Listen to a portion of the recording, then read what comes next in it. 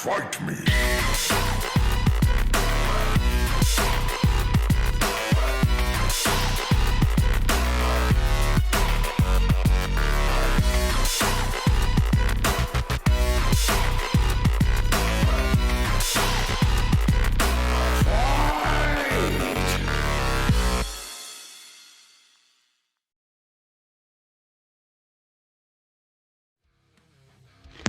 Can you kill it? Welcome everyone to Total Party Knockout, where we skip to the end and just go straight for the big boss battle. Now, for those of you who have never played Total Party Knockout before or watched Total Party Knockout before, what we do is we take the Sly Flourish table, create a challenge rating for a monster, and then throw levels of characters at various guest players who come on and have a big old battle in a custom built arena, and someone's gonna die. So, before we start, let's introduce you to the Unbirthday Party, starting with Natalie Winter. How's it going? Hello, I'm good. Slightly terrified, but excited. Would you like to tell us a little bit about your character that you're playing? Yes, Lady Gloriana Augustina Regina de Coeur is definitely not based off a famous, ridiculous queen from a well-known children's story. She is here to make sure that everyone obeys her, and is very much here for pastries, especially if they have jam on them as well, and woe betide anyone who gets in her way. Amazing. I love that so very hard. And I've also seen there was a lot of pre-chat about some nerves with high level characters. So I'm going to ask everyone this. Who do you think is going to end up with this battle with the sweatiest bum? But Alex has raised his hand. Alex has raised his hand. Volunteered. I volunteer my sweaty bum. You volunteer your sweaty bum as tribute. As tribute. You're welcome. Okay. How's it going, Alex? I'm all right, mate. My bum is, at the moment, mildly moist. Not at full sweat yet. I'll let you know as soon as I've hit that. If anyone wants to know, they probably don't. Apologies. Amazing. That saves the last thing I was going to ask you. That's straight into Bum Sweat Watch, which is now what we'll be calling it. Can you tell us a little bit about your character, please? Yes, Rictus Moon is a tabaxi. He's a sorcerer and a warlock, and hopes to spam spells as much as humanly possible. That's basically him. He enjoys mischief and chaos, and he's a big purple cat. So that's definitely not thematic in any way with any of the other characters that are going to be playing today. Don't worry, there's not a theme. Definitely not a theme. It's definitely not a theme. Definitely not a theme that I was incredibly happy to see slowly develop over the WhatsApp group. I think this is our first thematic party. Hey. I'm very, very much enjoying this. I realised I didn't say the actual important bits about my character, but no one needs to know her race or class at all, so it's fine. Tell us more. Tell us the things. She's an Asimar, and she's a paladin. There you go. And what oath paladin? Oath of vengeance, obviously. Obviously. And from one agent of chaos to another, Mr. Liam with a beard Fleming, how are you doing? I am good. I am ready to heavily negotiate with this beast. I don't want to get in any sort of combat whatsoever this evening, and I will be doing my utmost to ensure that those that wish to are as inspired as possible, whilst I very much play my cards right. If I had a fan of cards, I would do that now. Oh, don't terrible worry. Magician. We'll put it in post. Thank you. So I'll just do a little. Yeah. There you go. Lovely. We'll stick that. Joker, you just stick that in, please. Thank you. Steve. Liam, what are you playing? Well, I am playing as Oxbow the Magnificent, who is a law bard and a thief rogue, because in my head, a bard that can disappear in a flash is definitely a terrible magician. So I am very much exactly what you'd think Butlins, though, of course, here enough, it's Bardlins. So he is definitely a gold jacket at Bardlins. And he is also a water genasi. It's genasi, isn't it? I was wanting to say gunasi, but I'm thinking it's genasi. So I don't know if we're going to get into I don't know if the chat is going to go wild over my pronunciation of this race, but I'm going to go with genasi. Maybe both. I mean, yeah. Maybe both. Yeah. I'm also a human myself, so, you know. Is this going to be like the GIF debate? Oh, yeah, there we go. That's true. Yeah. I was so glad when they just changed it over to Sif to match the European. Yeah, that is Oxbow the Magnificent. Amazing. I'm also really hoping that one day we get a future session, assuming that Oxbow survives, so that you can double act with Ray Presto. That's what I'm really, really hoping for. I hope so. I want all of my characters that I've done on here to survive, to one day bring them together, because currently I've got this weirdo and a giant turtle. So I'm just like, they're gonna become the greatest traveling act ever. He'll be the strong man. I'm just putting a circus together. I've got my magician and my strong man, and we'll see what happens from there. Amazing. And you guys so far, you've all jumped on for our 7 days of sabotage, but now we have a brand new guest player joining us. It's Mr. Chris Starkey. How's it going? Very well, thank you very much. How are you? I am very, very good, thank you. And you know what? It is nice when someone finally asks you that. It's different being up in this top chair. Unfortunately, I'm not your DM, so it's not going to leave any standing for you. And also, DM Josh hates a brown noser, so he's probably coming first. But thank you for joining the channel. That's pleasure, absolute pleasure to be here. Thanks for having me.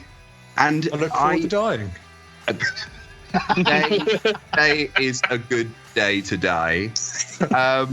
But you've actually, I really, really appreciate a fellow game breaker, a fellow saboteur, because you were like, do you know what? I want to go for UA on my race. Talk to us about your character. All right. Well, I'm playing a monk called Fleeceface Bramblebottom, and he is a rabbit man, or rabbit folk, whatever they're called. And he is awesome. He definitely doesn't go with our theme, of course, with a rabbit, a cat, and a madman with a hat on, and a crazy queen. But it's all good. And he is going to be pretty stunning to watch. Oh, I like it. I like it. Well, thank you very much. The Unbirthday Party, and I haven't looked at the chat yet because I've only got one screen up. But I really, really hope if any of you do spot the theme that we've got going, it's subtle. Then, yeah, it's very, very subtle, and It's not Ghostbusters. You get it. It's not. It's not. I ain't afraid of no Orcus. Before we move on to the session, we have got a few announcements, starting with our stream next week. Now, if you were there yesterday for Waterdeep Mallrats, you saw that there is no Mallrats Monday. If you weren't there on Monday, go and watch it after this on the VOD. It was mad. We did an entire gang war where we were in like a little box like this for about most of the session, and Joe just had a gang war around. So we couldn't see anything, but you guys absolutely could, and it was insane. So, but we're not having, Mallrats isn't coming back on Monday because we're off camping, but he says checking his calendar. We are back on Wednesday, the 18th for episode 2 of the Arcane Ward. And we have a little video to plug that a little bit, so I'm just going to throw that to you right now. See you in a minute.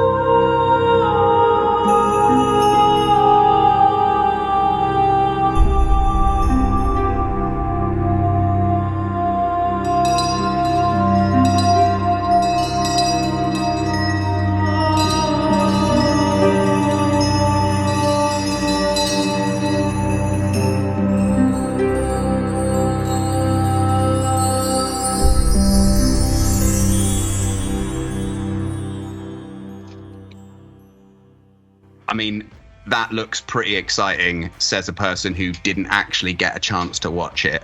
But you should definitely check out the Arcane Ward episode 2 next Wednesday. I'll be back there playing Illustrious, the Twilight Cleric, and we'll have our special guests back for that. It was a real labour of love written by our wonderful Joe and Josh. One last thing before we throw over to the game. I don't know if you guys have seen, but we are 5 follows away from our follow goal. So if you are new, we are 3. The mystic voice from above tells us that we are 3 away from our follow goal, which is even closer than 5. So if there are any of you out there lurking, want to give us a follow for some more TPK action, for some more rats, and some more Arcane Ward, and all the other things that we have planned, please do consider throwing us a follow. Also, if you are in the UK, it's actually cheaper at the moment to subscribe to channels and show your support that way. It's actually £1 cheaper. So if you do like what we're doing, you want to support us, please do consider throwing us a sub. But now, we've met the players. I think it's time to meet the enemy. So here we have a little video introducing you to Orcus.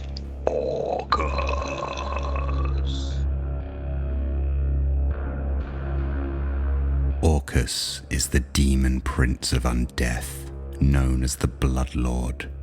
He takes some pleasure in the sufferings of the living, but far prefers the company and service of the undead. His desire is to see all life quenched and the multiverse transformed into a vast necropolis populated solely by undead creatures under his command. Orcus rewards those who spread death in his name by granting them a small portion of his power. The least of these become ghouls and zombies who serve in his legions, while his favoured servants are the cultists and necromancers who murder the living and then manipulate the dead, emulating their dread master. Orcus is a bestial creature of corruption, with a diseased, decaying look. He has the lower torso of a goat and a humanoid upper body with corpulent belly swollen with rot. Great bat wings sprout from his shoulders, and his head is like the skull of a goat, the flesh nearly rotted from it. In one hand, he wields the legendary Wand of Orcus, a weapon of terrifying power.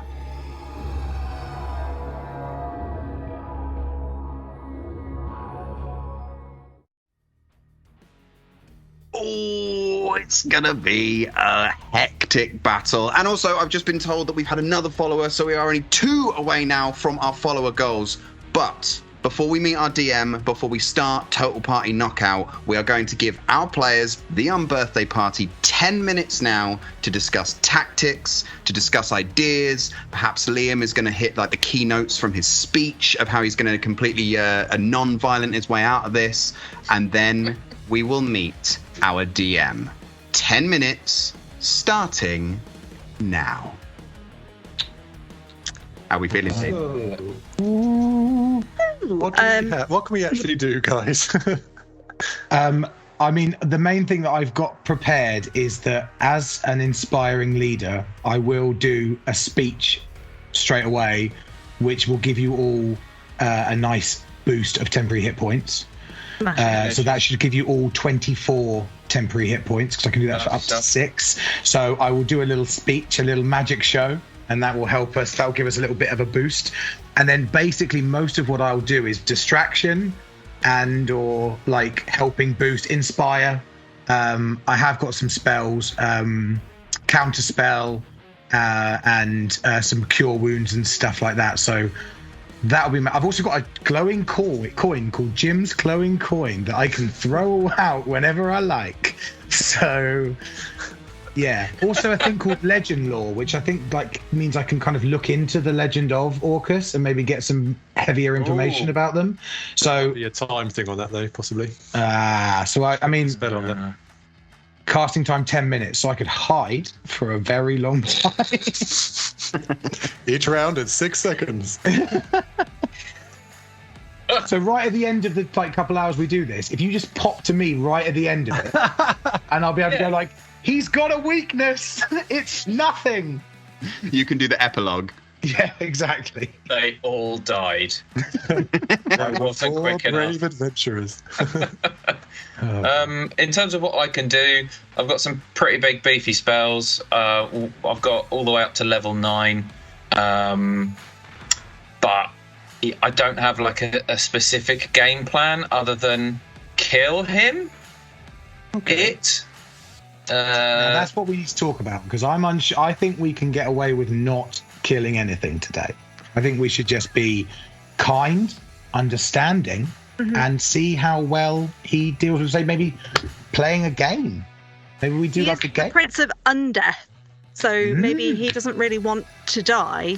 And we're the He Unbirthday hates Party. Exactly. We're both in the same boat here, Orcus. Right? In a weird liminal space. Yeah. So that sort of goes against what I was going to do. I was going to punch him in the face. Yeah. Hey, I don't think we need cohesion as a group. I feel like we just all do what we plan to do and see how it works. Oh, great. Yeah. I very much intend to stab as much as possible. Sure. A rival royalty, so he can get out.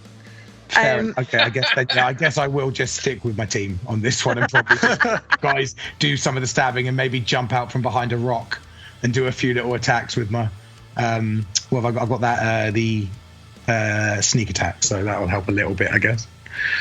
I guess as a reminder to everyone, if you are within 30 feet of me, you get +4 to all saving throws, and you cannot be frightened. That is important, because he does look quite scary. Yes. I mean, if I saw him in a dark alley, I would be unnerved. Would you And say, oh no? I'd be like, oh, you look bit I think it's too spicy. big for an alley. I was Do you going to say, think? he'd probably take up the entire alley, right? He wouldn't be able to sneak up on you. That dude. So would beat the alley. maybe you wouldn't see him in the alley. Maybe He he's just is the actually alley. he is the alley. Crawling up his arse. This is Is great that tactical Orcus's planning, guys. catchphrase? I am the alley. Right. Okay. Okay. Okay. Right. Starkey, I have another thought. Yeah. Okay, so I have a lot of spells that require concentration, which is not ideal if I am probably the person that's also going to be getting hit. But I was wondering about maybe casting Holy Weapon on you. Oh yes. Yeah. And love see if you that can a get in lot. as many hits as possible before I get hit. Is that plus also- 2d8 radiant damage per strike? I will I can put it in the chat, not the chat, the Roll20 chat. But Amazing. also, Natalie, if you want to do things, I have greater invisibility. I can make you invisible for up to a minute. Okay, If but there are things where you need to concentrate or not Yeah. be seen to attack, that goes for everybody. As long as I can touch you, I can cast that and make you invisible for a minute.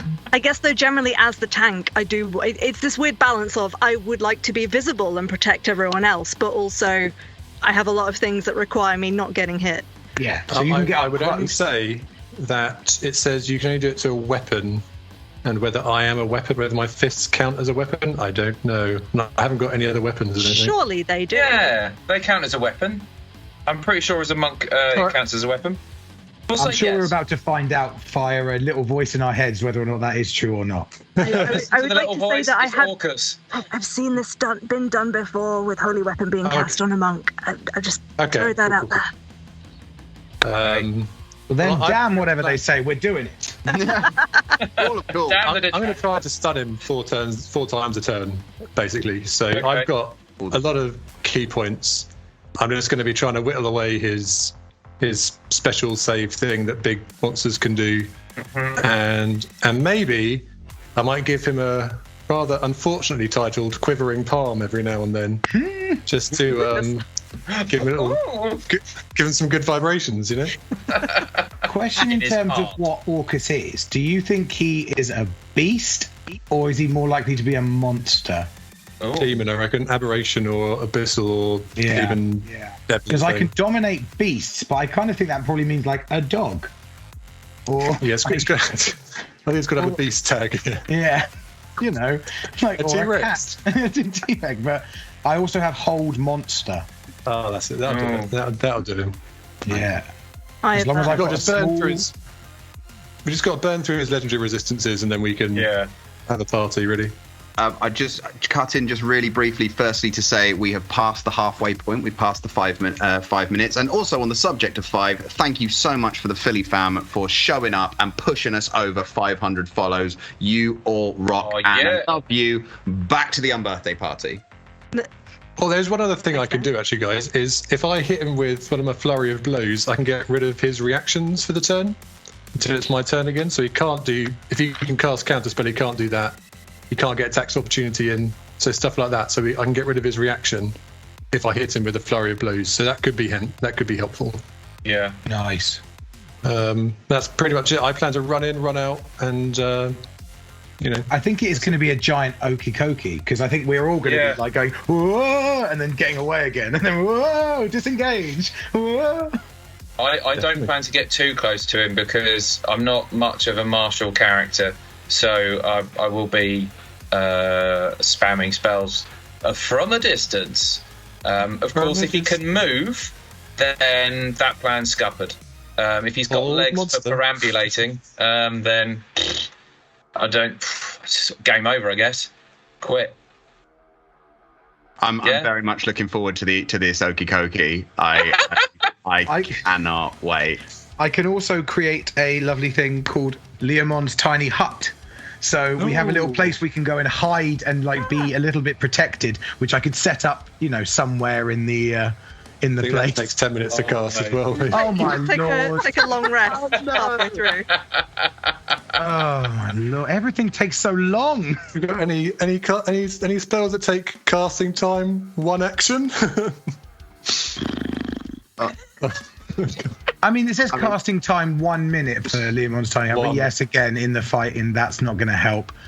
10 rounds, we've got a house. That's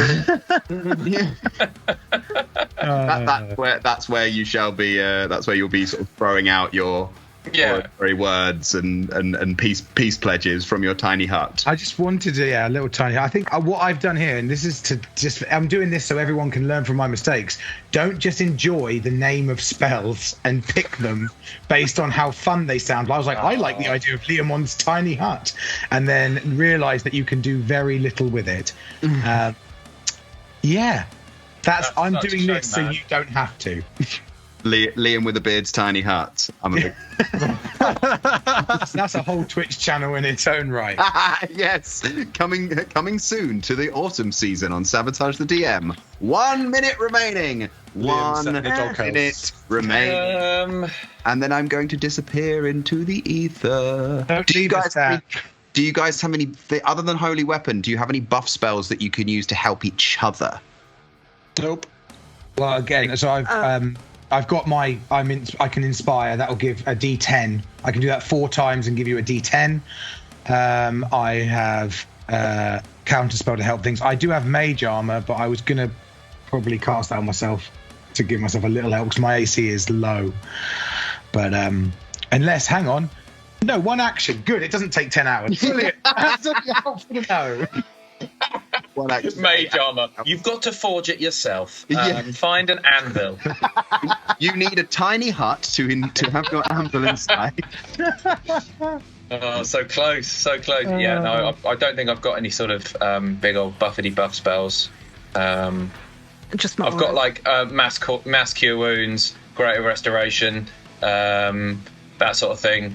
I've got counterspell ofs because I fear some things may get spammed at us as well, so we need to be able to get rid of that. Sorry guys, but the Mystic Portal is closing and I must leave you. Bye Dan, thank you. Godspeed. Thank you. Enjoy Orcus for us. We love you. Goodbye. We're not promising anything, but we'll try. Bye. Oh shit. Oh no. Welcome, the Unbirthday Party. A collection of candles that I'm just aching to blow out. You find yourselves being led down a narrow hallway, dust rising with each fretting step, as you move closer towards the din and jeer of the arena ahead of you. The small goblin leading you down the hallway pauses and holds up a hand, gesturing towards a roped curtain. Your supplies can be found inside. Gloriana, you naturally take the initiative, as you were first taught to many years ago, and move into the chamber ahead of your companions. Leaning against the far wall, you see a swathe of silvery leather wrapped around an object nearly twice your height. As you grip the lever, you feel that despite its size, the object is feather light, and as you lift it, you squint at its gleaming brilliance as a white gold halberd stands before you. You feel it humming in your grip, perfectly balanced, and awash with divine light. A holy avenger, and no mistake. Excellent. This shall do nicely. Rictus, you follow on shortly behind the paladin. And as you enter the room, you notice it's quite bare, besides the table that a few other bits are scattered about on. And as you do another 360 of the room, you notice a small tree in the corner. You're not sure if it was there when you first came in. And as you watch, the leaves fall from the tree. The branches wither and die until only a spindly trunk remains. And as you wrap a hand around the gnarled bone of wood, it comes loose from the earth, and you hear a familiar voice whisper, "For every gift, a price."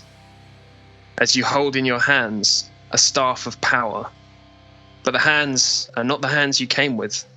They are liver-spotted. The skin is paper-thin, and about your feet lies what remains of your hair, now grey. It's not exactly what I was looking for, but okay, fine. It'll work, yeah.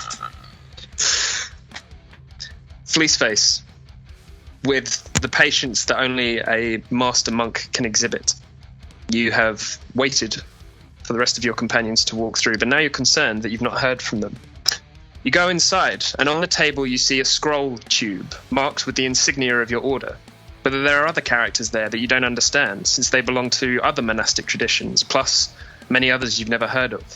A single black gem is stamped into the lid. As you pop it, the dust of centuries rises in your nostrils, and you remove a sash of deep black silk. Your breath leaves you as you realize the legends were true. The obsidian headband, which grants the wearer unparalleled focus and increases their ki pool by 6. Oh, yes. This will do nicely. Thank you very much. Finally, Oxbow, you swagger in behind the monk. And the room seems bare. The 3 items have been picked over and taken. But what is there for you? You hear a songbird up on the windowsill and see a kindred spirit in the flesh. And as you approach, the bird takes flight, but not before a small scroll falls loose from where it was tied to its leg. You open the note and read the following. You always told me the pen was mightier than the sword. And I always told you that if you ever found your way back to this plane, you wouldn't be alone. You still owe me a ship. Your pal, Lando. When you finish reading, the note fizzes into ash, and you see on the floor a single feather, brilliant gold, that the raven has left behind. As you pick it up, it transforms into a rapier, but not just any rapier, a luck blade. Oh, well, this is fantastic, isn't it? Sorry about the ship, Lando, but got business to attend to first. From behind you just hear Would you like a titio? I've got a titio if you'd like a titio. Nah, it's all right. It tastes better on its way up anyway. And the goblin is just leaning on one leg in the doorway. You ready then? Well, as ready as we'll ever be, I guess. Yes, get on with it. Yeah, fine. I will, of course, better. You need this, and he hands the goblin a piece of sheet music, which he wants for his entrance. Right, you are. I think we've run out of blue paper in the gents, so thanks very much for that. And he just he literally just stuffs it down his own bum crack, because he doesn't even have pockets in his loincloth. It's all right. I'll freeform it. It's fine. It's fine. You notice as well that almost immediately is saturated with sweat. It seems like one of those days. As the goblin leads you out of the chamber and towards the arena. The huge wooden double doors creak as they open, and you're awash in white, burning sunlight. And as you step out onto the arena floor, the jeers of the crowd fall silent as they start to take you in. And as the light fades from your vision, you are treated with an image of the Prince of Undeath himself before you, Orcus. Can we roll initiative, please?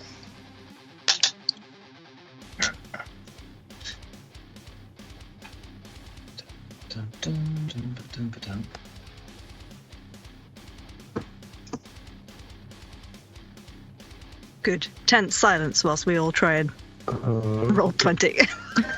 Indeed. Oh my lord.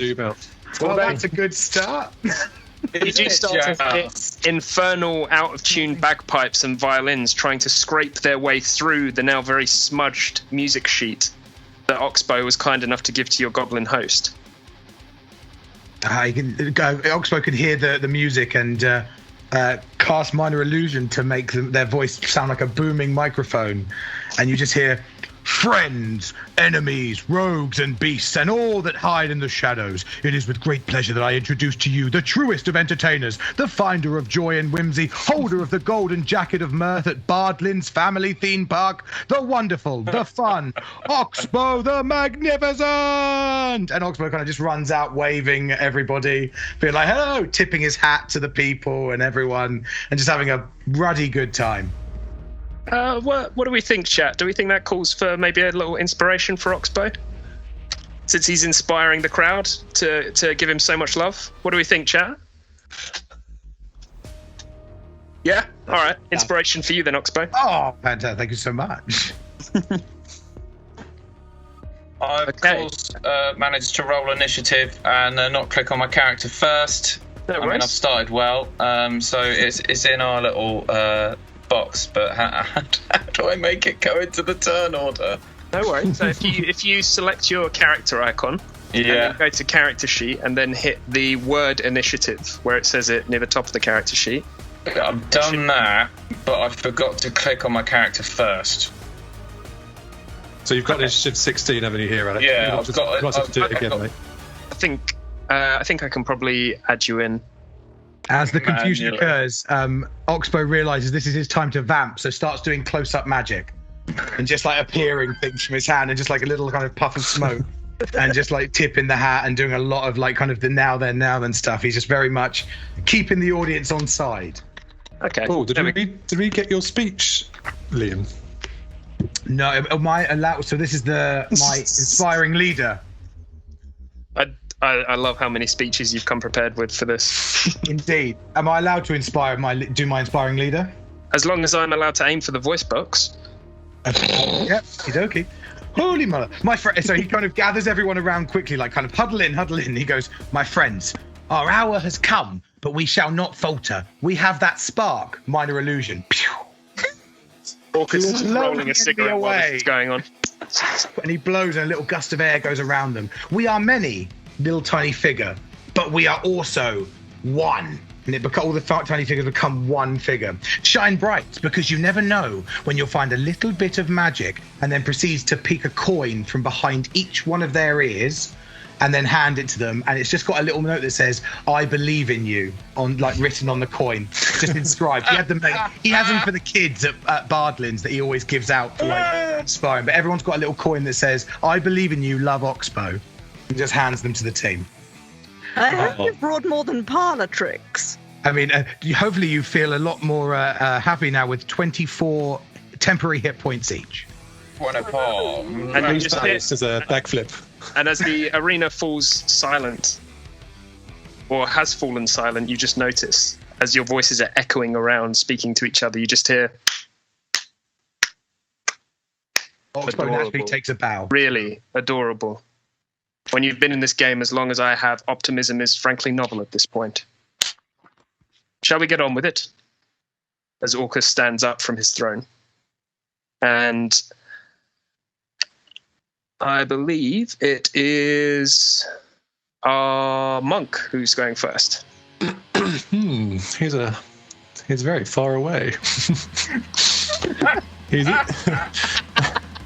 even far away from me. I like that. So it begins. Very far away. Let's see. You're gonna have some problems getting close to him, aren't you? Are you Mae West? Is that your character inspiration? Come up and finish me sometime. I wasn't going for Mae West, but sure, why not?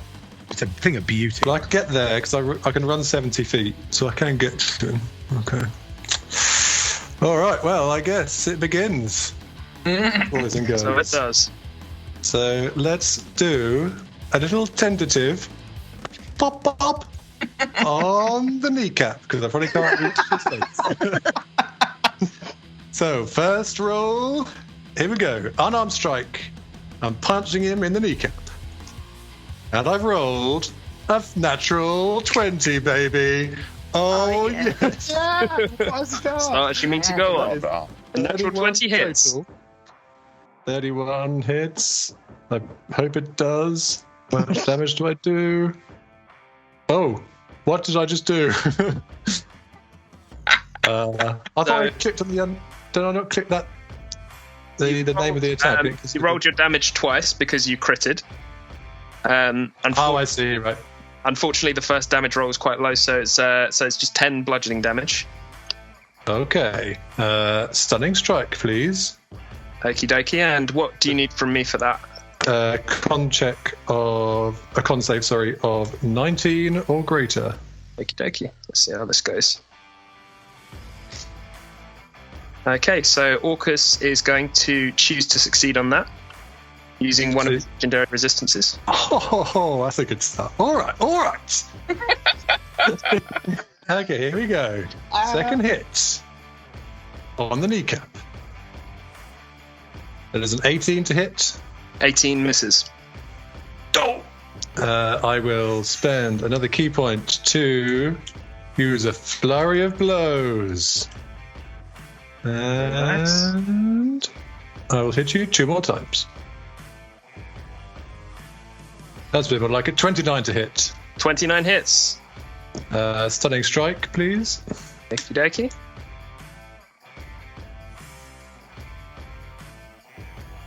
And Orcus passes, I'm guessing, with a 26. Yes, he does. Beats my 19. I'm also going to spend another 3 key points. And you feel a little vibration going through your body. Oh dear, I think I know what that is. And with this hit, by the way, I'm removing your ability to do reactions. Great, okay. And I'm going to hit you one more time for my last attack. And that is a 20 to hit on natural. Meets it beats. Nice. And that deals... Let's have a look. Big damage. I don't know why I rolled it twice. 8 points of damage it did. 8 points. Oh, could we also get the damage for the 29 you rolled? Oh, yeah. So that's 8 plus... Oh.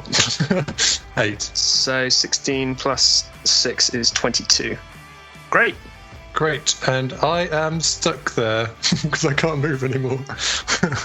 Okay, so as a legendary action, Orcus raises the wand of Orcus above his head, and you feel suddenly very cold. And you're sort of wreathed in this cylinder of green cold energy. Oh. As Orcus uses Creeping Death as his legendary action. Oh. Lady Gloriana, you're up. I don't think I can get to him. What does that do to me, by the way? Does that do anything to me? That you'll find out.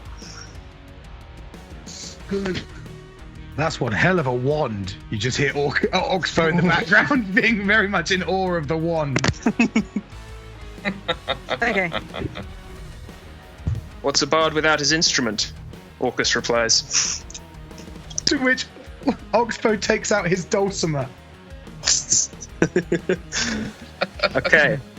So, Lady Gloriana, what would you like to do? I mean, I guess just move closer to start with. A lot of my spells kind of rely...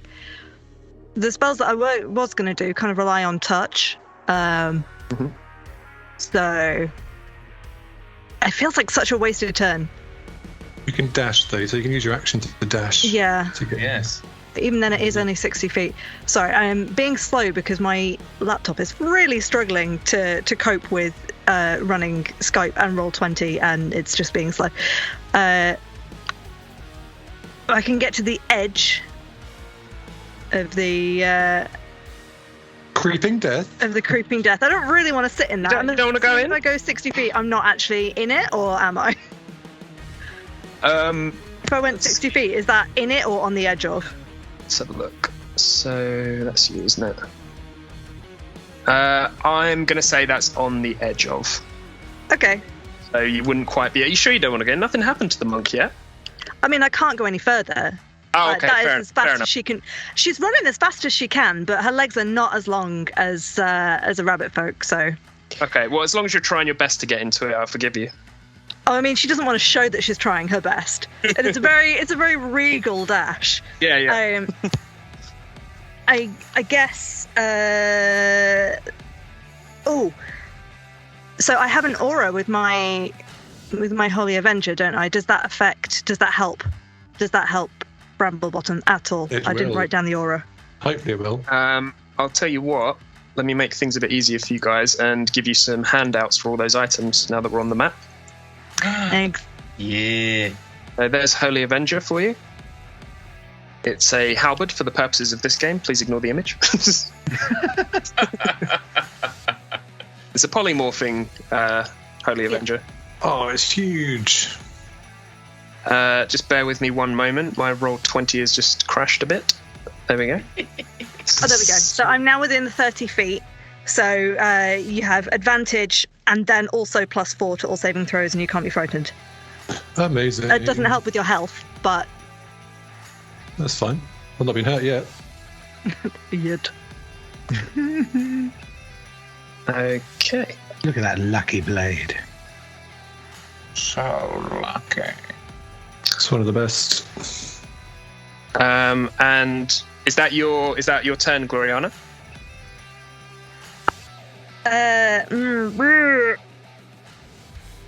Bonus action.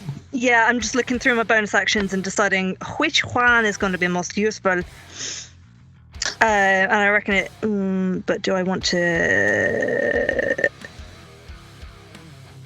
Yeah, oh, is it going to be best to do it on the next turn? Sorry. It's okay. Don't worry. Okay. Popular opinion. Is it going to be most useful to wait till my next turn to use my channel divinity? Because it would waste one round of it if I did it now, but then I would also get the extra bonus action next turn. Well, I don't think you're actually within 10 feet of me either. It's also worth remembering that you can hold an action if you want to. But I've just used my action to dash. So Oh yeah, of course you have. Sorry. Excuse me. I don't think you can do it now, because I think he's greater than 10 feet away from you. Yeah, no, you're right. He is 75 feet away from you. So 15 feet away from you. In that case, I don't think I can do anything else, which is a bit of a bleh first turn. No, so you got in there. Yeah, it's 10 feet. She's going to stand there and just chat. Yes, good form. Keep it up, Bramble Bottom. Thank you, mistress. Okay, so for a legendary action, Orcus is going to use a Taste of Undeath and is going to cast Chill Touch with disadvantage on Bramblebottom. So now we find out what this circle does that you're stood in, Bramblebottom. Provided this hits, of course.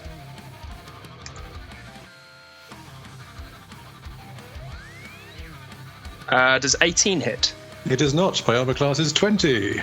Okay, well then you're just fine. Hey, I dodge out the way, nimbly. Very nice, very nice. Cottontail twitching in the air. Okay, so we're on to Rictus Moon. He's very big. I'm gonna have to try and find a way of killing him. Yeah. Okay. Bam, bam, bam, bam, bam, bam. Yes, that's the theme tune to The Adventures of Superman. You're welcome.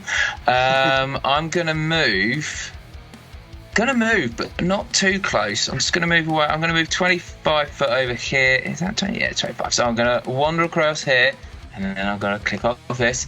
Oh, exciting! Watching a man function technology. Oh yeah. So, and then I'm gonna cast a spell because I think that's what I would do.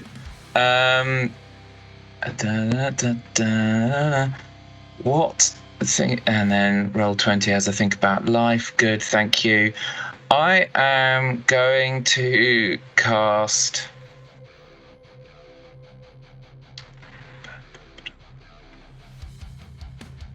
Damn it!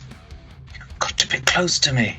Well. Okay, I'm going to use my cat's ability, which is to basically be able to run super quick towards you. Hold on one moment. It is like watching a child, honestly, but a very, very bearded child, which is disturbing. Right, okay. I can double my speed, which is handy. So my speed is 30. So I've got a normal speed, a movement speed of, let's say, 60. Can I get all the way over to the lovely paladin? Probably yes. So, alright, get the ruler out again. Yeah. Measuring things. Yeah, I think just about. That's 40 foot. Where is the paladin? She's just there. Is that enough? Okay. Let's go back to that. And then I'm going to cast this. Honestly, this is just dynamite viewing for the people at home. Thank you for bearing with me. And then I'm going to cast a spell, which is Death Ward. So I'm going to reach out, touch the paladin on the back, and for the next 8 hours, the first time the target would drop to 0 hit points as a result of taking damage. Instead, you drop to 1 hit point, and the spell ends. I hope this helps you. This should be helpful for you. Makes you feel healthy, maybe. Yes. Good kitty. Pat you on the head. He purrs suspiciously. Suspicious purring. There's a lot going on right in front of Orcus right now that I feel like might disconcert a little bit. This is Tuesday for Orcus. He's excited. He's thinking he might have made some friends that he can take back to the abyss with him. Exactly. That's what we're going for. He's thinking his Plenty of Fish profile might actually have started working for once. Hey. Okay. Is that your turn, Rictus? All done? I think so, unless I can take a bonus action to dash out the way. No, I'm probably just going to stay there for the moment. Ignore and stay there. Cool. Oxbow. All right. Question to our leader. That piece of chain there, is that a large chain? It's quite large, right? It's bigger than you are. Beautiful. So Oxbow, he kind of looks around and realizes that all of his friends have run directly at the beast. He is also really upset and probably should have thought ahead, knowing full well he's a water genasi, that this wasn't going to be a great place for him. He was maybe hoping there may have been like a stream, but I guess Orcus isn't into, lakes of water rather than fire. So what he does is he rolls up his sleeves purely to show that there's nothing up there. And then uses his, he's going to dash. So I'm going to use my action to dash 60 feet behind these chains. And then from here, I am going to, he whips out his dulcimer, and you can just hear this tune that he plays. It goes, he might be bigger than us, but we've got power in numbers. He might be bigger than us. Please don't die. And that was directed directly at my furry friend, right up in there. And that gives him a bardic inspiration as my bonus action, giving you a D10 to use within the next 10 minutes, my friend, in order to add to a 1 ability check, attack roll, or saving throw. Oh. Why, thank you. And do I need to? I mean, am I now hidden behind this because I haven't attacked? Is that? I wouldn't say you're hidden. I'll give you half cover, so you get +2 to your AC. I'm in half cover, which means that I'm, as a skulker, I can actually take full cover of being lightly obscured. Yep. I can hide in lightly obscured areas, so that means I am. Yeah, I'd say that's fair enough. Thank you very much, my liege. I will bid you a fond end of my turn. So you're using your action to hide there, yeah?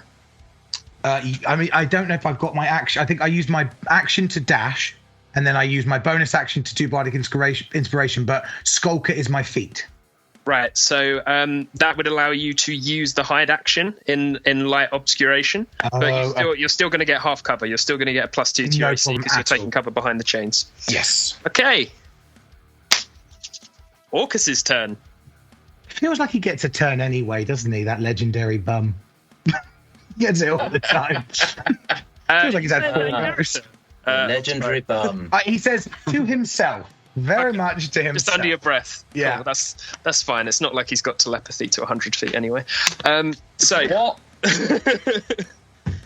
So, Orcus raises the wand of Orcus, and the hollow. So there's a skull atop this wand, like a tiny humanoid shrunken skull atop this wand, and the mouth opens in a rictus grin and starts cackling as Orcus casts Circle of Death. And if you bear with me one moment, I'll get up a area of effect. You've got to be aware. Oh my lord, that is a circle and a half, isn't it? Let's just pop that right there. Oh, Cool. Counterspell? Counterspell? So can everyone make I think it's a Constitution saving throw, if I remember right. Let's have a look. Holy hell. Yeah, so Constitution saving throw, please. Am I allowed to use counterspell as a reaction to this? If you have counterspell prepared. I do indeed, yes. Okie dokie. So can you make a Arcana check, please? Yes. So I'm. And let me know what you roll. What level are you casting your counterspell at, Liam? Hang on. Sorry. That's okay. You counter it. Oh, fantastic. It was at level 3, I believe. Really nice work. Amazing. Great move. Yeah. Oh, thank The magician. Great move. Oh. Okay, cool. Okay, and then the small circle that you were in, Bramblebottom, disappears. And we come round again. And actually, Orcus, feeling a little impressed by you guys now, just a tiny bit, is going to give you the respect of flying 30 feet up into the air. Cheers, fella. Let's go to the full 40, actually. Do I get a opportunity attack? Wish you do. I'd like to take that, please. Please do. So that is a 24 to hit. 24 hits. I get a stunning strike. Uh-huh. So that did 8 damage and a stunning strike, so beat 19. Okie dokie. Yeah, right. So let's... And it's a con saving throw, isn't it, for that? Mm-hmm. Okay, so Orcus passes that. Okay. But he took 8 points of damage. Yeah. So you won the moral victory. It really hurt him. Yeah. It's you kind of stubbed his toe on his way up into the It's like he kicked a coffee table. I broke a nail. When you stub a toe, that hurts your soul. I mean, we all know that. If he's got one, he's hurting inside right now. He's got some, Alex. They're just not necessarily his. It's got a lot of souls, Alex. Let's put it that way. I love the fact that I genuinely know nothing about this guy. I'm just like... I mean, dude, I am going based on the picture alone. I am assuming there's some terrible things going on in that guy's mind. Okay, Bramblebottom, over to you. Okay, like action, I'm going to click my little furry fingers and activate the quivering palm that I did earlier on. So you're going to roll a con save, again 19. Mm-hmm. Okay, so he's going to use one of his legendary resistances on that. We burn 2 of them. He still takes 10 d10 damage. Okie dokie.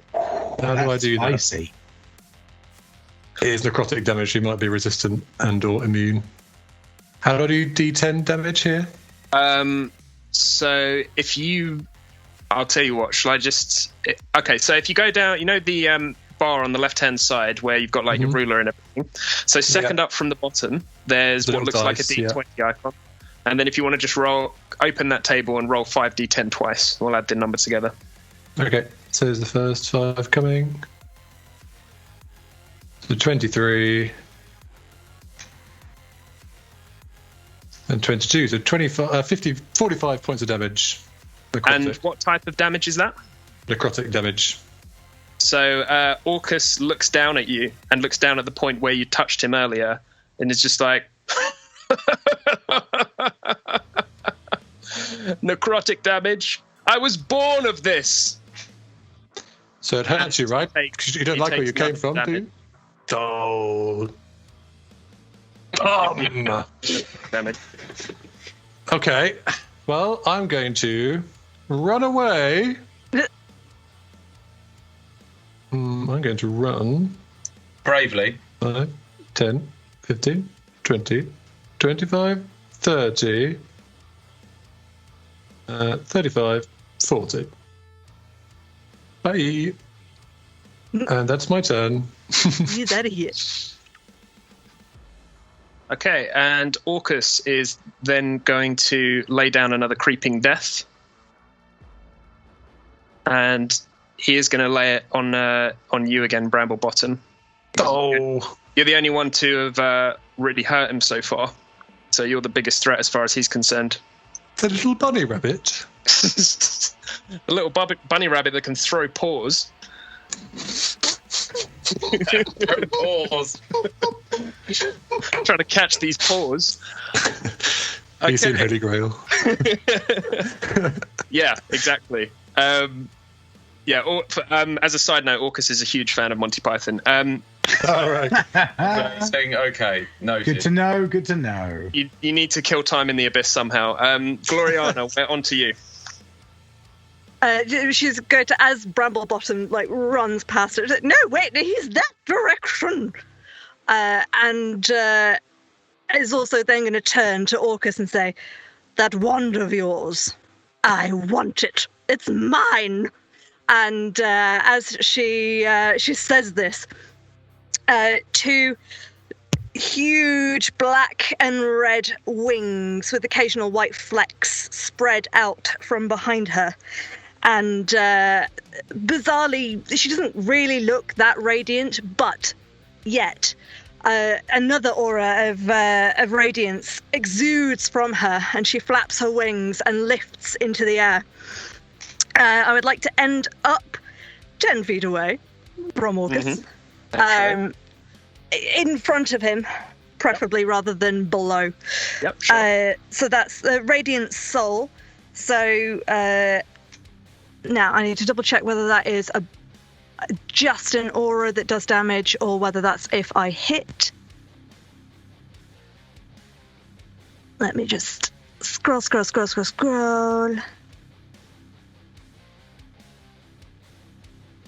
Yes, so I need to have actually hit it to deal the extra radiant damage, but that's okay. So I've done that, and then also there was and then she's going to, with the pointing at him, I want it. I'm going to channel Divinity Oath of Enmity on Orcus as well. Okay, and what does that give you? That was my bonus action. I gain advantage on attack rolls against him for 1 minute. Fantastic. Okay, so I can probably guess what you're going to do for your action. And my action was to spread my wings. If you want to give me another action, then I will go right ahead. My apologies. But, No, that's law now. Yeah, She you gets said two that. actions. You said it. You knew it. Canon. Okay, so Rictus Moon, and unless you wanted to do Gloriana. I don't think I can. At some point, I will get around to actually hitting him. Okay. Rictus Moon, over to you. Rictus Moon is going to look at Lady Gloriana's wings and go, nice wings you've got there. Maybe I should grow some of my own. I hate this voice so much. As a bonus action, I'm going to get some wings. Don't worry, I haven't just made that up. I've got other... Like you made it up. I'm divine soul sorcerer, and I get otherworldly wings, and they manifest as part of whatever sort of So I chose chaos, and that means my wings are little bat wings. So they're slightly smaller than you'd expect for a man-sized cat. But they seem to make me fly in the same way. So I'm just gonna hover 30 feet above the ground. That was my bonus action, and then I'm gonna cast a spell. I'm gonna use my sorcery points. Great. So I'm gonna cast. Is it a heightened spell?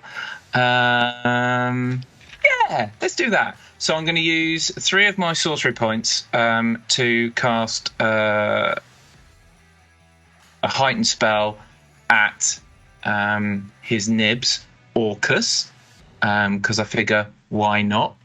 And what was the one that I picked?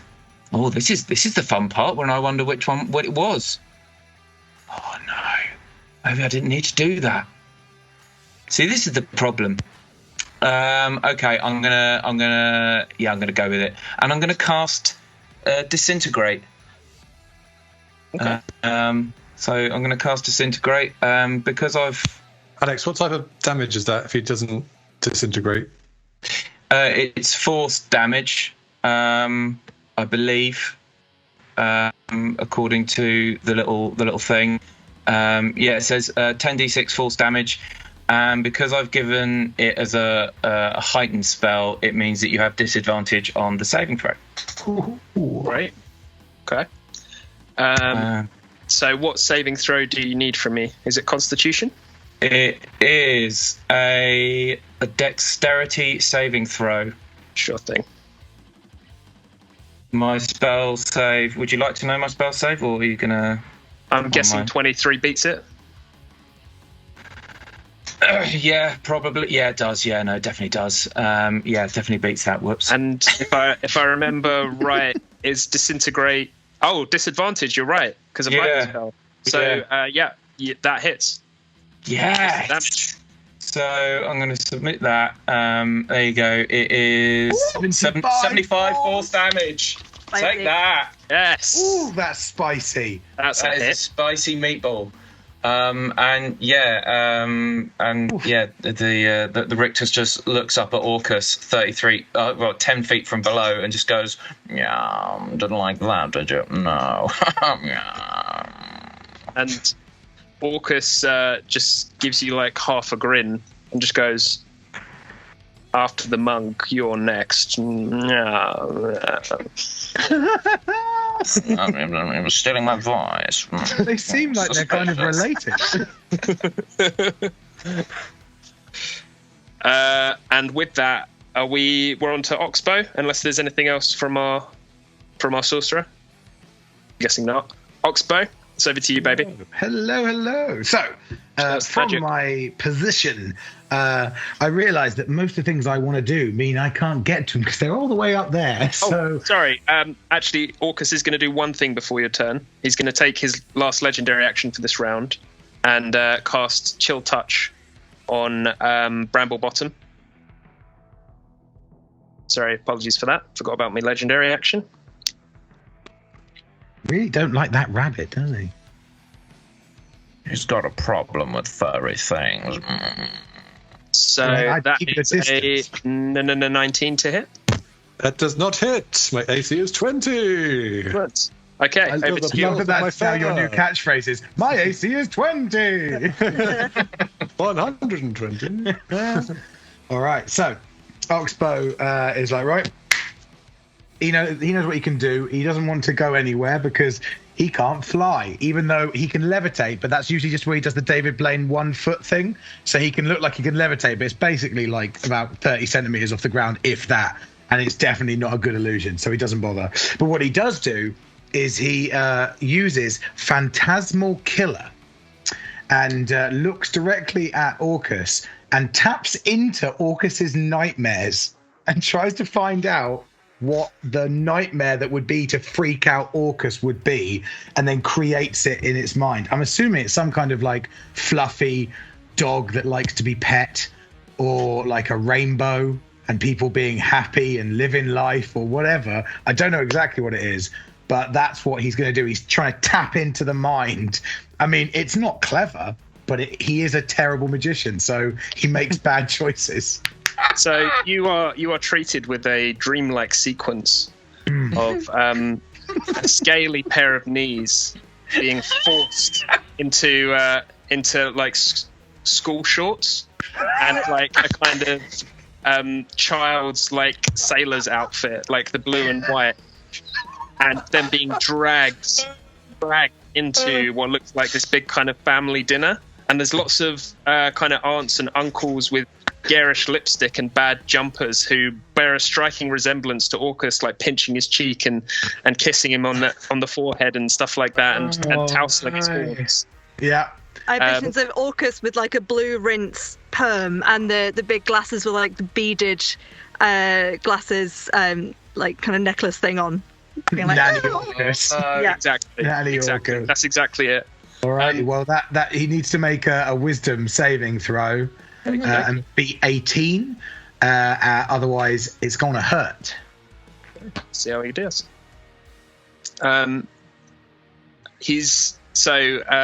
Apologies. Another thing I hadn't been doing because there's a million things.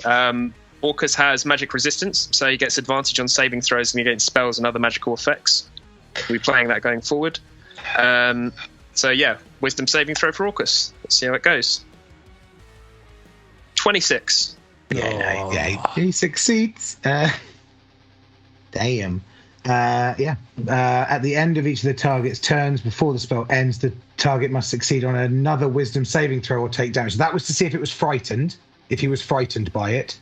And now at the end of my turn, he needs to do another one to see if he takes psychic damage. Okie dokie. I also want to use my bonus action to use Skulker to actually hide. Correct. Yeah. I'm afraid, like, hide is an action. Like, But I've got a you can't do bonus it as action. I've got a bonus action. What, with Skulker? No, as in like as my rogue, I have cunning action. I have a second. Oh one. yeah, of course. Sorry, you've got rogue levels. Sorry. Yes. Apologies if I keep forgetting stuff, guys. No, hey, look, mate, Oh, you've got God. to keep like 4 things in your head plus a monster. I'm doing 1, and we're barely making it through. So don't. Whoa, Liam. I think we're doing really well. There's definitely been no dead air here. Okay, so that's a 24 on the roll.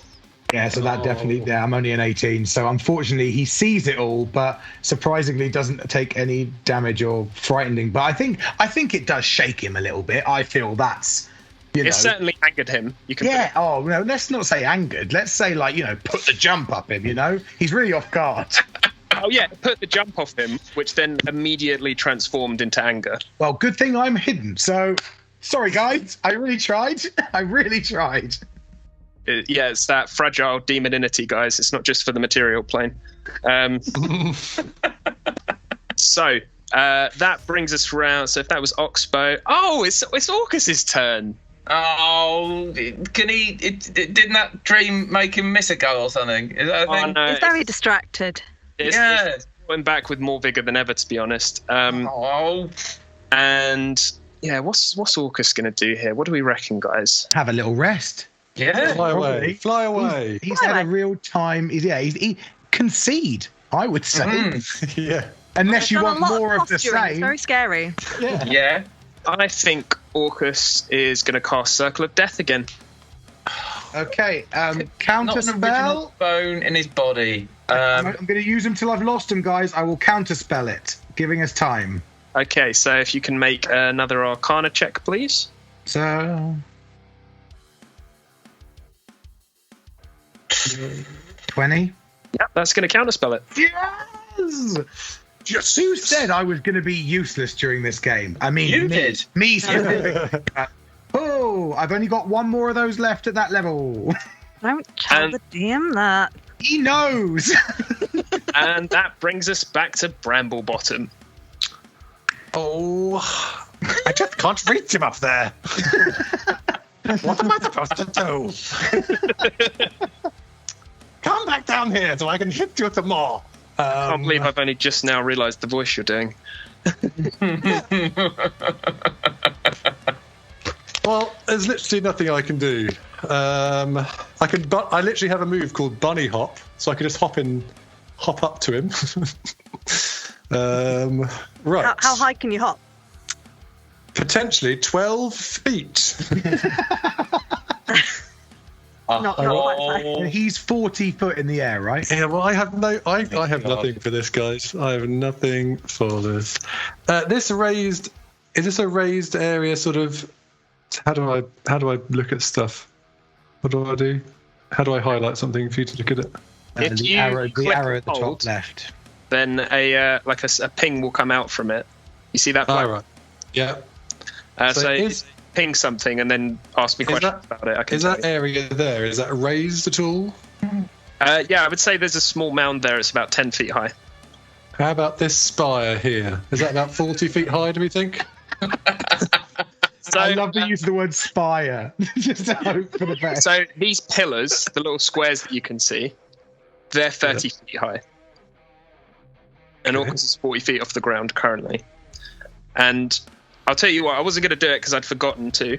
But since it kind of helps out this strategy that you're trying, Orcus will have used his movement on his last turn to move close to Oxbow, also moving him close to that pillar.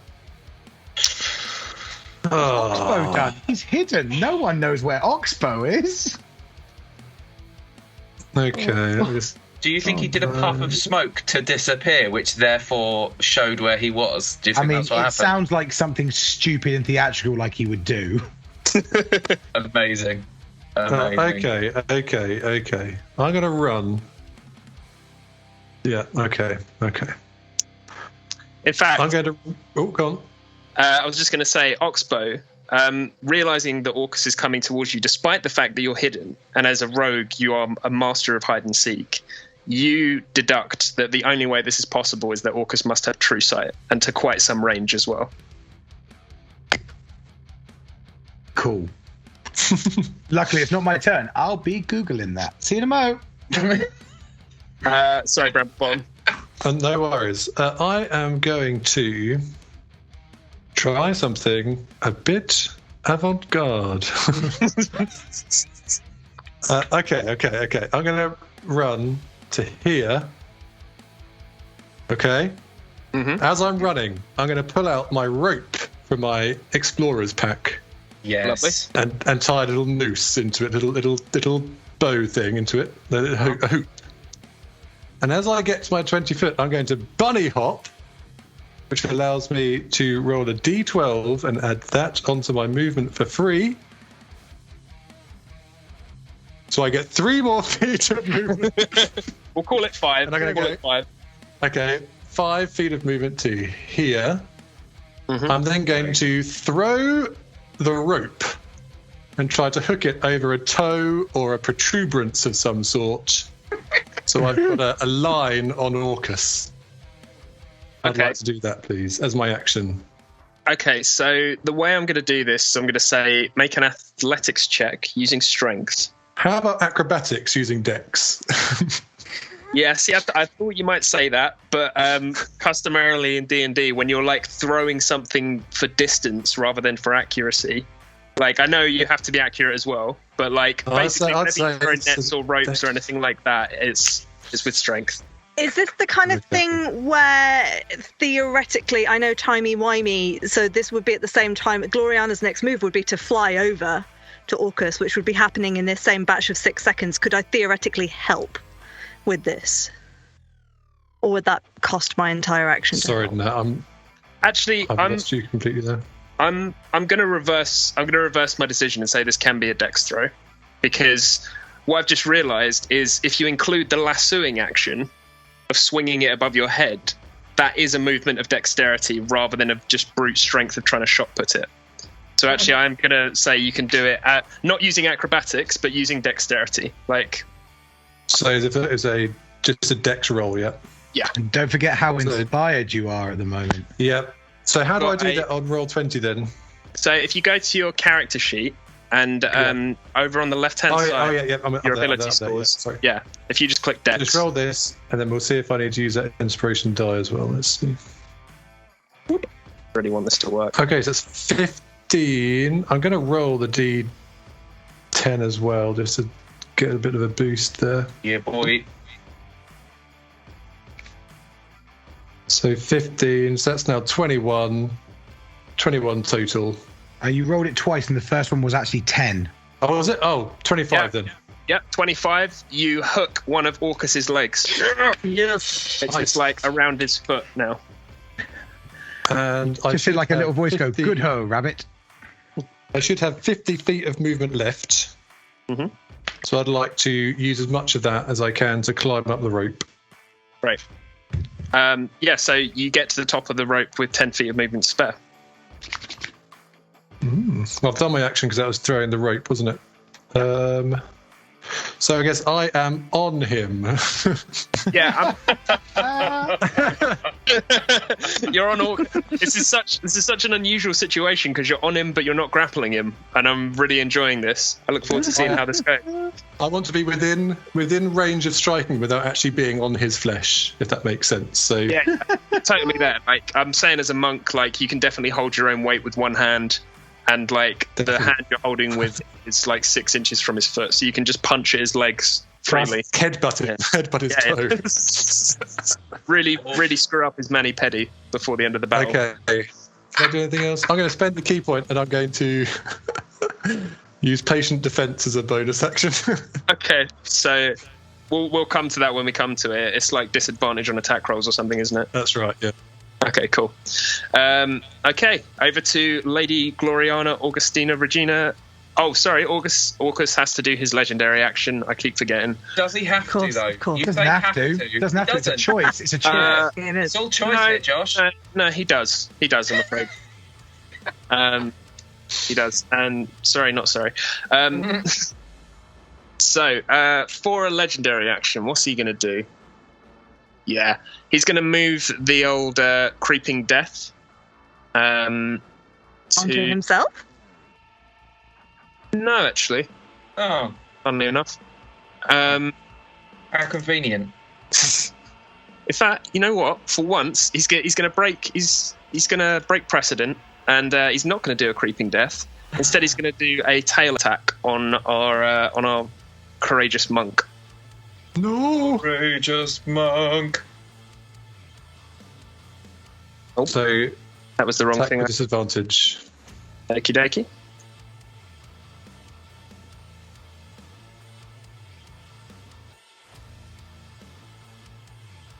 Uh, 20 to hit. 20 hits. Sad. Eep. For 27 damage.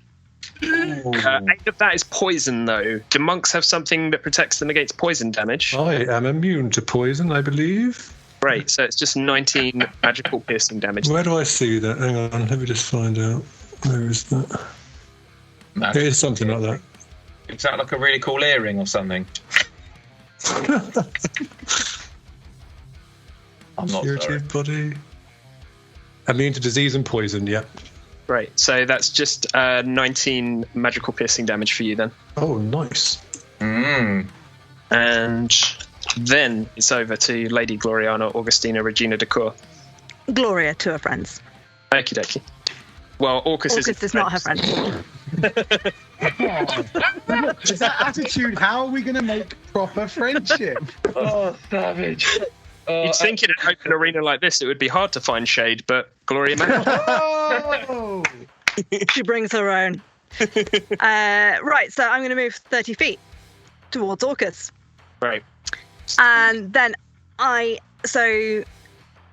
am out of reach of Fleece Face, though, aren't I? Because he is No, not on... within 5 feet of me. Am I within 5 feet? I thought it was within 10 feet. You look within 5 feet to me.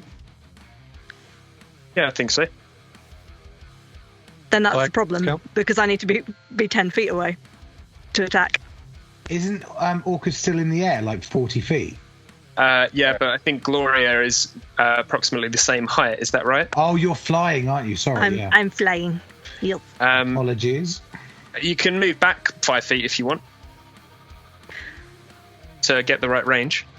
Yes, actually, yes. So what I'm going to do, I'm going to move 25 feet. So I am within 10 foot of range. And then we're going to do a stabby stab Great. Solid. with, Love to see it. yeah. Come along. There we go. Spell 20 is being very slow. All right, go, Holy Avenger. 21 hits. It's a 27 because I roll with advantage. 27 hits. But it's still not like a crit. So. Great. Amazing. So I get to roll 1d10. So that is 15 damage. To roll but damage, you want to click on the word Holy Avenger. Oh, delete not the the 27. 1d10 plus 8. I click on the actual name. Yeah, and I'll just do it for you automatically. Oh, that's better. There we go. Okay, so to start with, that is a 33, and then I need to add all of the radiant extra dice. But Sorry, hold on a second. I think there might be something up with your character sheet Oh. because it's rolling your attack instead of your damage. So I think someone has just very kindly point. done the damage roll, and Right, there we we've go. got a break in about 5 minutes, so we'll have a little look at that We'll and tweak. sort that out. Okay. Smite I was going them, to say smite them. 33 sounded very, very high. Very for- high, yeah. Fair enough. Okay, so that was that a 12 or no? There's 3 numbers there, and I've no idea which one I'm talking about. So I think it might be all of them. Right. Yeah. So in Fan of total, that. that was 29 damage. Okay, but that's not. I've also got an extra 1d8 radiant, generally, because I am. Just that That's awesome. the advanced Paladin. divine smite. I think that. Or is So that included? basically, divine smite. I'll go through it quickly. So the 12 is the divine smite plus the improved divine smite. So that's your 2d8 Right. plus your 1d8. The 13 is your base attack. So 1d10 plus strength plus the weapon modifier. And then the 4 is the 2d10 radiant damage from it being Holy Avenger. Right. Okay. So it's So 29 I don't need to mentally add all of those, but I do need to add the extra 20 radiant damage for being a radiant soul. Okie dokie. So 49 total, yeah? 49. Smiting that. Well, would you rather I smite him, or would you rather be a holy weapon?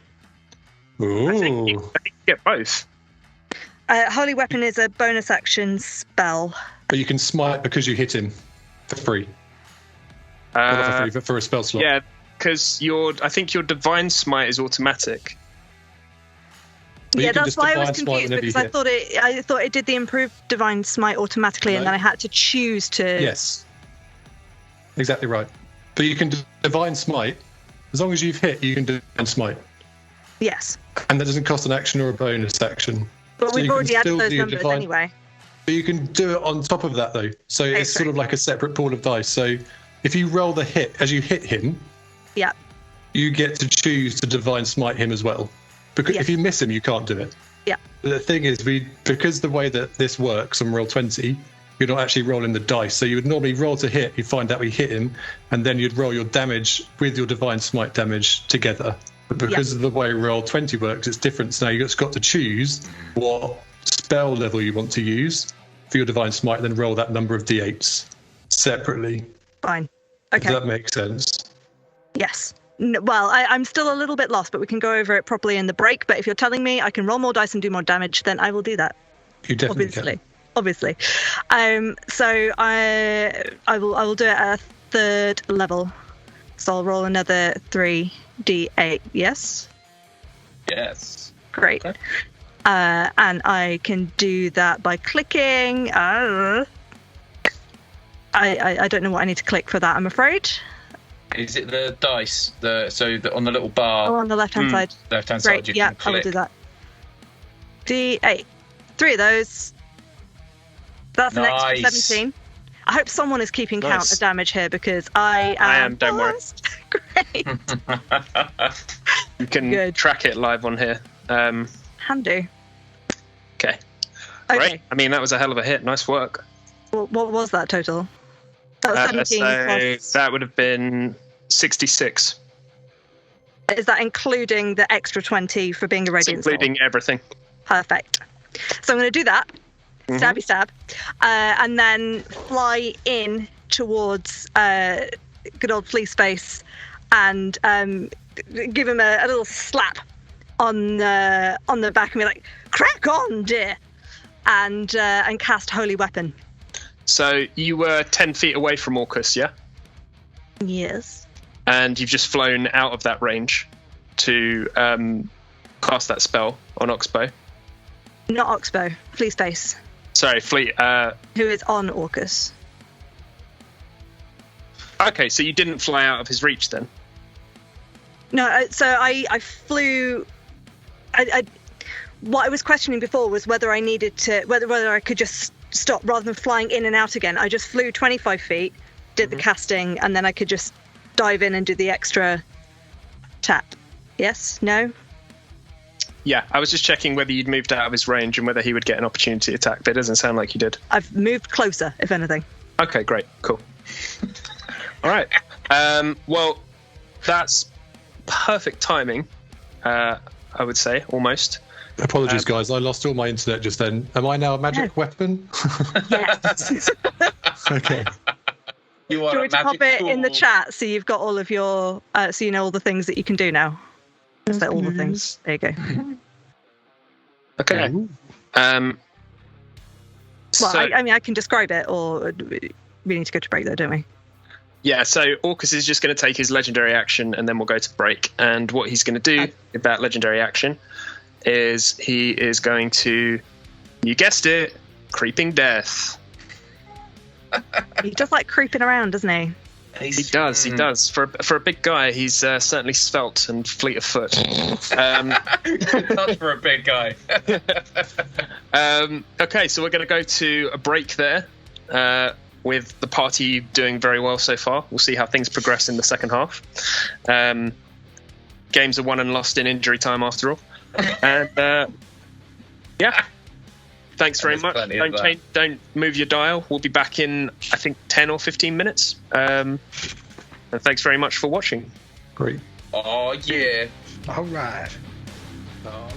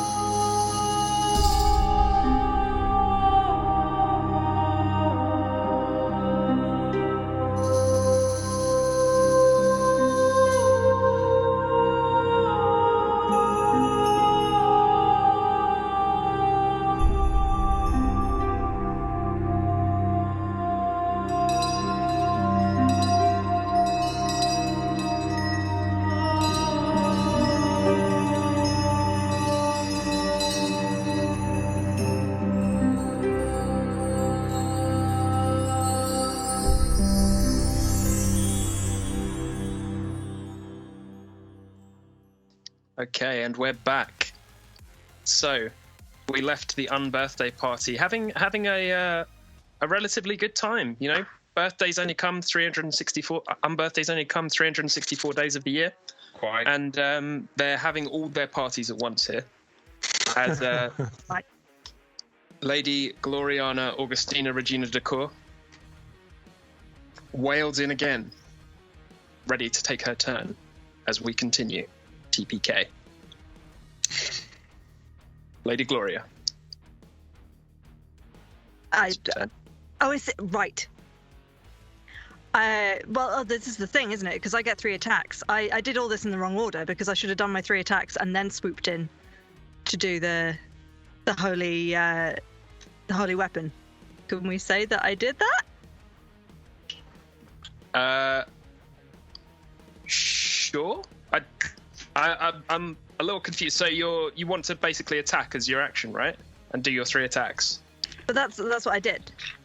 I attacked. Great. I attacked once, and then I forgot that I can attack 2 more times because I'm level 20. By all means, go ahead. So yeah, silly me. I forgot these things. Okay, so attack 2 is a 22. To which hits? Right. So that hits 4. 12 plus 20, so that's 22. And 32. 32. So Thank you. 32 Maths. plus 24, so that's 56. Plus 9 is 65. And then for your 3rd attack, Go around again. 24 hits. That's another 24. But there's a nat 20 in there, isn't there? No. No, If it's not green, it's not natural. Oh, Yeah. God, excited. not Ironically. natural. Who invited the druid? Jeez. These are actually like relatively low to average rolls in terms of hit rolls. Thrilled to hear it. 31 points. So that's 27, so that's 31 more for a total of 86 damage. And you could have smited. Very nice But work. could I have smited on every single one of those? But it's using spell slots, isn't it? Yeah. But this is the thing. Like, how What many else spell are you using them slots for? will I get? This is what you do. Making you a holy weapon. Oh yeah, that as well. That goes without saying, though. No. Yeah, so if you want to up the smite on one of those attacks, you can.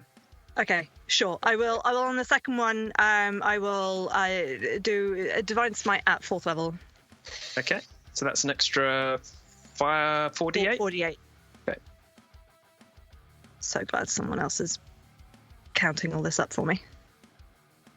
Okay, for an extra 21. 20.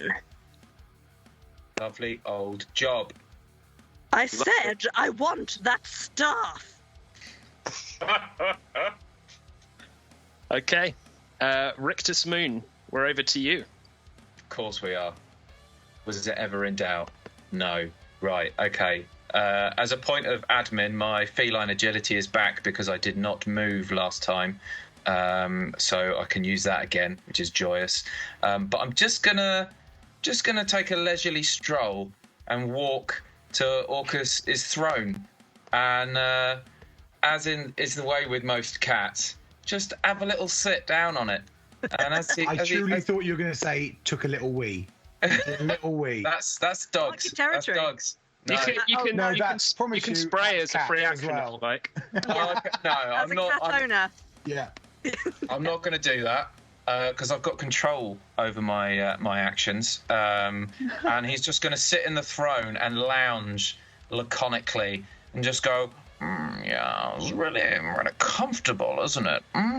So nice. Oh, yeah. Is it actually like a throne made of bones or stone or something horrible?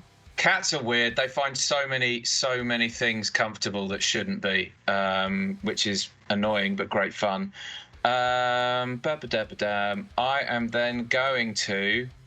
Oh, that's up to 30 feet. Wasted my action being a bit of an idiot. At least you goaded him. At least you goaded him. That's great news.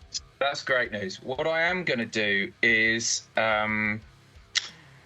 so that is me just walking over there. Then I'm going to cast sickening radiance, which is 120 feet away. It's a 30-foot radius sphere centered on a point that I choose, and it lasts for 10 minutes. But don't worry, guys, because I'm going to spend one of my sorcery points and make that a super careful spell, and I can pick 3 people to. Well, I can pick more than that, but I'm going to just pick the people who are in the thing that aren't Orcus, and be like, nah, they're going to be safe from the sickening radiance. So I'm just delightful in that manner. So sickening radiance. Click on that. Yeah, where's it? It hasn't popped up there. I want to cast you. Yes, casty. Oh no, I've cast it twice. Apologies. Take the first one. 26 radiant damage. Okie dokie. And is there a saving throw for that? Constitution saving throw. No, it's a charisma. We sure about that? No. Sorry, it's Constitution. Sorry. No worries. It's fine. Tell a lie. Okie dokie. Let's see how Orcus does. Oh, and he's going to have advantage because it's a spell. And he saves. So that's half that damage? Yeah. 13. Oh, no damage. No damage. It says here. Oh. Yeah. Okie dokie. Well. So that's Rictus Moon's turn.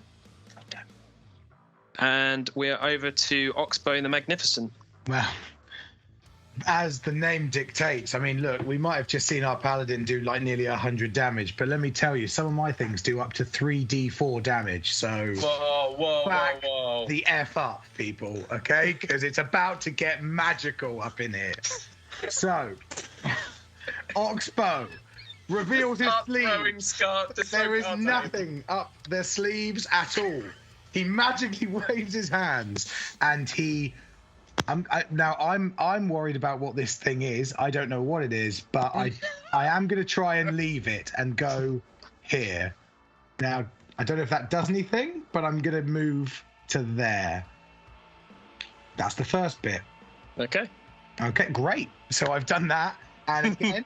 So that was him doing his movement. He did he threw a little smoke bomb on the floor and just moved a little bit. Mm-hmm. In his head, he's like, well, that true sight means bugger all with my invisibility stuff, so I won't bother with that.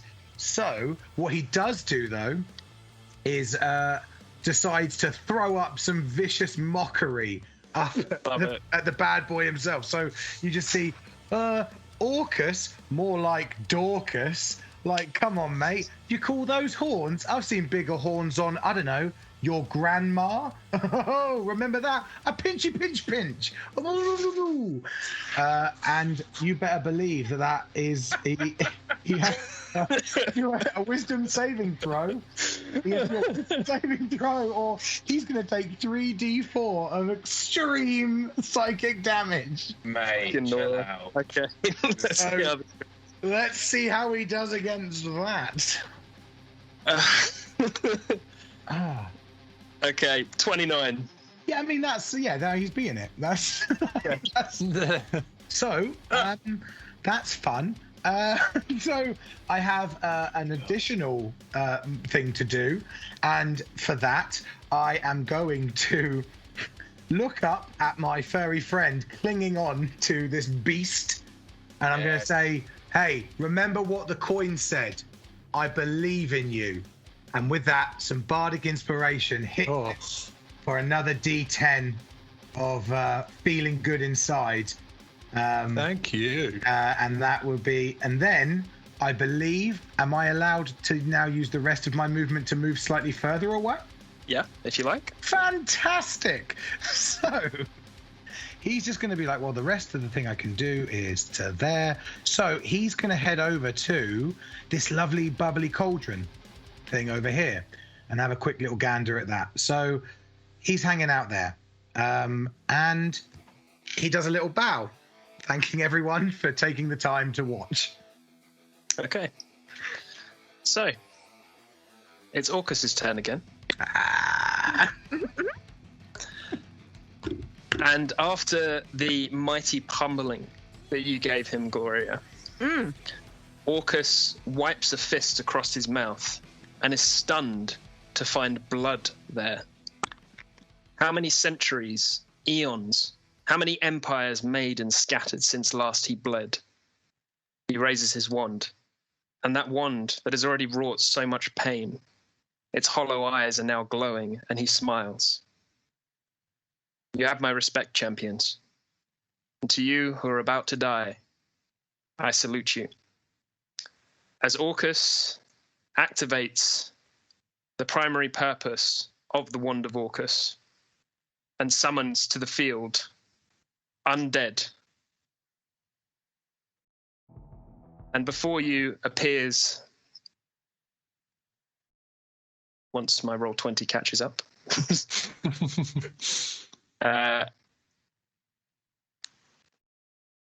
and a necrotic cloud sort of spreads around the area that you guys are occupying.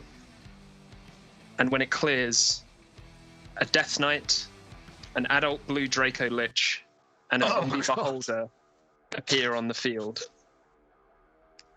Very fair, is it? Great. And Good. Orcus uses his movement to fly another 40 feet straight up in the air Oh. with the monk still attached.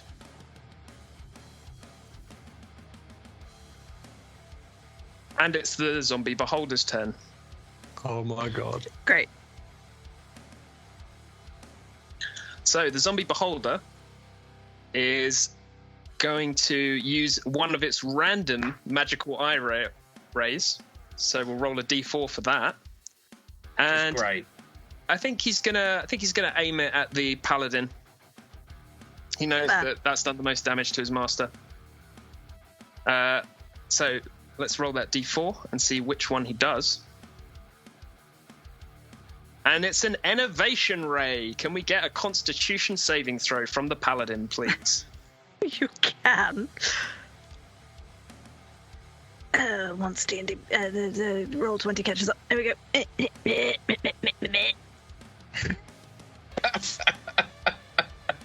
That's a 21.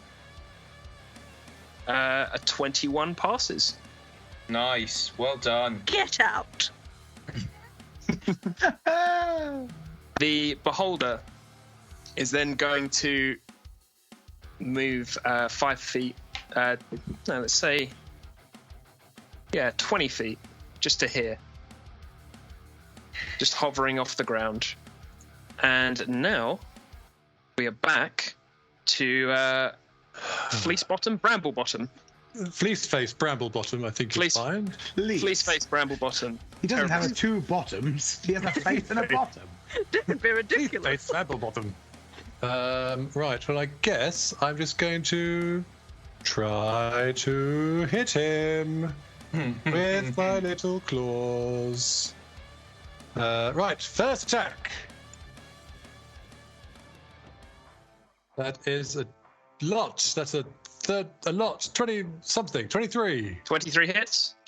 Yes. Right, so a couple of things. We're going to roll my damage. And that is 7 points of bludgeoning damage. Plus 2d8 radiant damage, baby. Oh, yeah. Why is that 4? So 17 total, yeah? 17 total, and a stunning strike, please. And a stunning strike, so that's going to be a con saving throw from Orcus. Yep.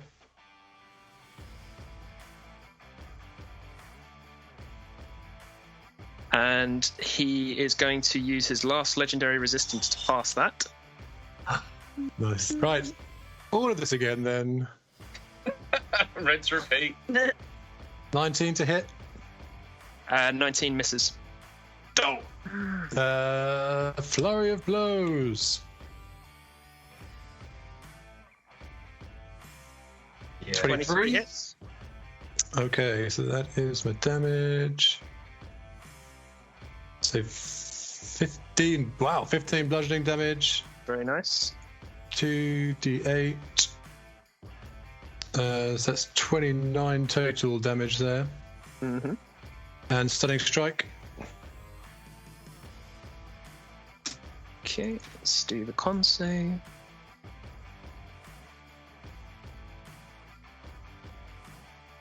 $25. Yeah. I would like to make him do a dexterity saving throw or become prone, please. How so? By doing flurry of blows, I get 3 options. I can take away your reactions, I can make you prone with a dex save, or I can push you away 15 feet with a strength save. So dex save for prone, please. It's a big Orcus falling out of the sky. 15. And he, Say again? he 15 in the air as well. 15? Yep. Then you fall like a stone, my friend, to the ground. Okie dokie. So he's 80 foot up, which means it's going to be... What's the rules on falling damage? A d6 for every 10 foot. I think. Can we make that a D20 for every 10 foot? We can make it a D4 as well if you like. As well, on top of. As well, on top of? Take it. In addition to? Okay, so 8d6. 4, 8. So that's going to be 26 bludgeoning damage for Orcus. Presumably I'll take that as well. Land on the squishy bit. Yeah. Well, I'm going to use slow. I'm going to use my reaction to use slow fall to not take any damage, but unless I don't need to. I'm actually going to be a bit of a bastard here and play really to the word. Orcus is immune to piercing, slashing, and bludgeoning damage from that is non-magical. It doesn't specify from non-magical attacks. It just specifies that is non-magical. My attacks are magical. But he's a thingy, isn't he? He's a holy weapon. Oh, I see. Holy weapon. Oh, so my landing on the floor, it didn't take any damage. That's yeah, that's what I mean. Your attacks yeah. did damage, but the landing didn't. I Quick see. question.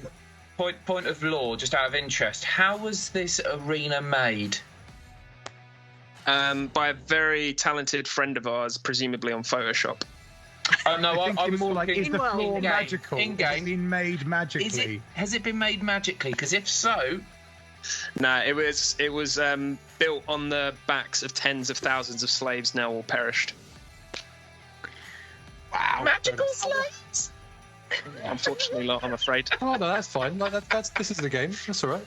No, that's cool. Okay. He's down on the floor, which is He nice. is.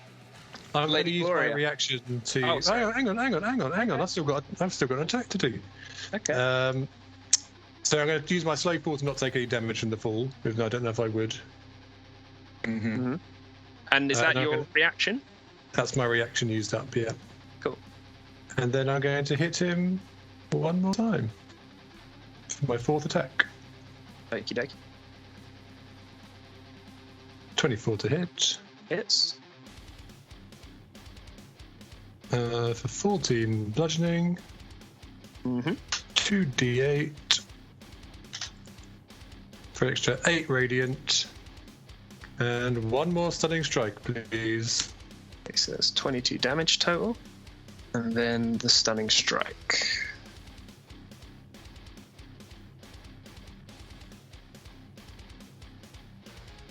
$17. He fails. He is stunned until the end of my next turn. Ooh. Okay, great. Sing. Over to Rictus Moon, sat on the throne.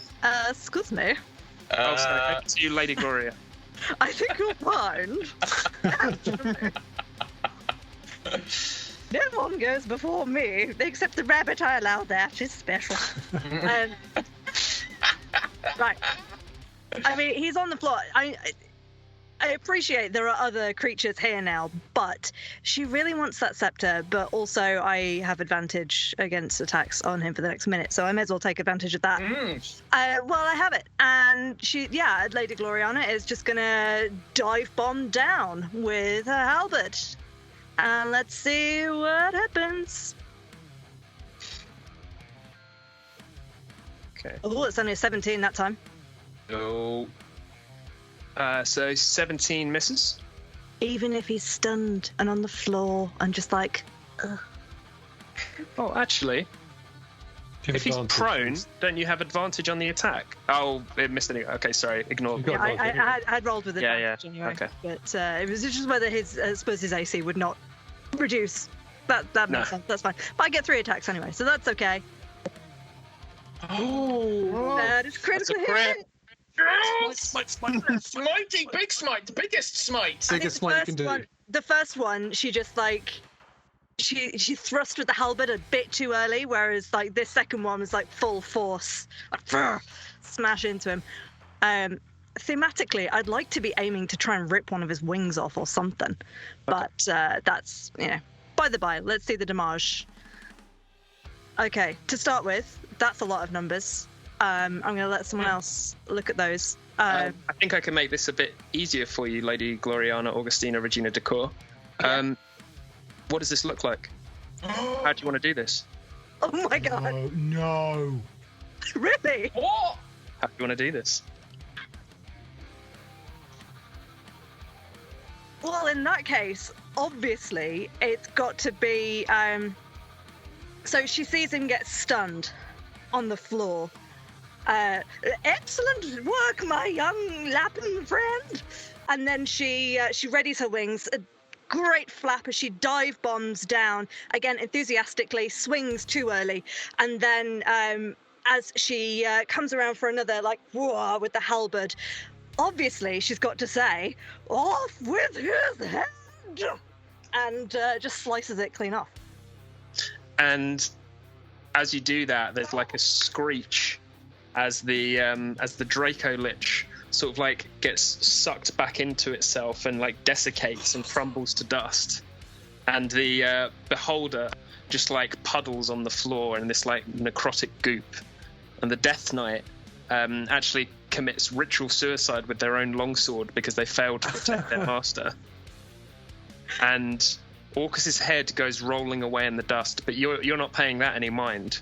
What you're looking at is the wand still in a Richter grip in his right hand that now lies limp on the dust of the arena floor. You belong to a prince, but now you belong to a queen. And from the far side of the arena, you just hear as the Red Queen stands up from her throne, from her box where she's been watching this take place, and offers you the slightest golf clap, which then flutters and echoes around the arena, and the slightest nod of the head as the scene fades to black. Well done, guys. We did it! No. So many things. I was panicking. Oh, wow. Holy hell.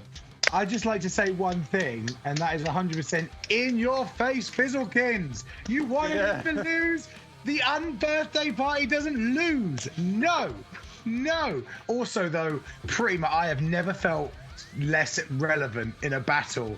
I was there I'm having a bit of a laugh. These guys seem to be doing great. And then suddenly, Shazam, the magic was over. That was amazingly done, Paladin. What? Holy moly. And Paladins. also the monk as well. The monk, Paladin, you guys were the juggernauts of this. That was awesome. So Well good. done, guys.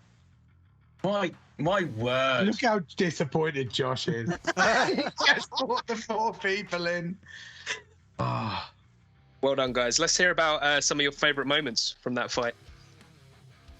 Wow. I like the bit where I killed him. Yeah.